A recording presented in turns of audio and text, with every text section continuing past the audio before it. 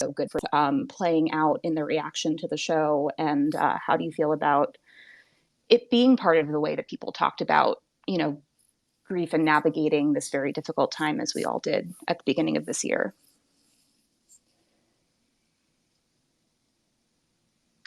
Yeah, I mean, watching TV especially has always been a particular type of therapy and comfort food for me personally. I mean, there are shows that are attached to certain milestones in my life. Like I had a particularly bad breakup, and strangely, Battlestar Galactica got me through that. Like I remember. The story very much is specifically about sort of Wanda's grief and how and her sort of this is her way of sort of working through it, I guess.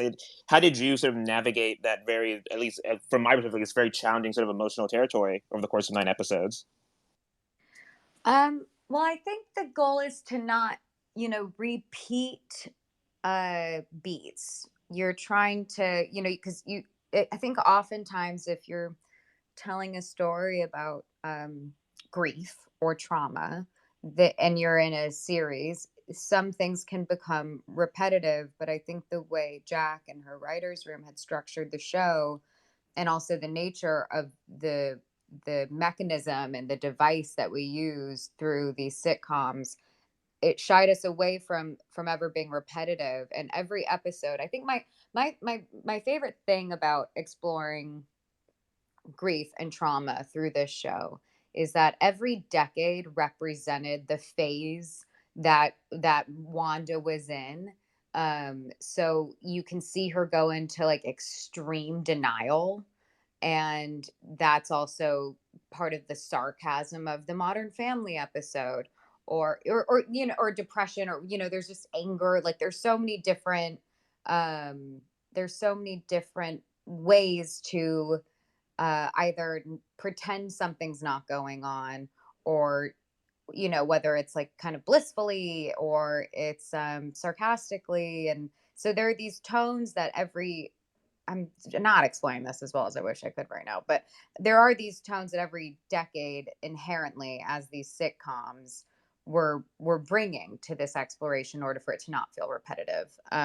So it was fun for me. And also, like, I don't know, as an actor, when it comes to deep sadness and grief, I mean, I mean, I think we all just like want to explore that a lot. It's something that I really enjoy a good cry, So it's just about navigating really the arc, and how much is revealed at what time or another, and trying to not have repeat moments or repeat beats. I think is the biggest struggle. Um, and I mean, the next thing I think along the same lines, though, for Paul, I mean, I think, and also Jack, I mean, the internet. One thing they really responded to was Vision's line, "What is grief if not love persevering?" Can you guys sort of talk? I guess how did you guys? I guess did you guys expect that line in particular to sort of elicit the reaction that it did?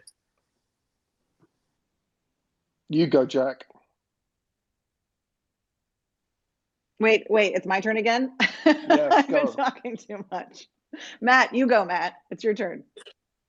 No, I mean, it's a really good question. I mean, that scene is like the heart and soul of the whole show. It's where we see them fall in love, but it's also talking about this delicate dance between love and grief, which is what the whole show is about. And lots of people talk about how it is about loss, and about how we try to overcome loss, or if that is even possible. But it equally is about love. It's just about this incredible love story, which springs from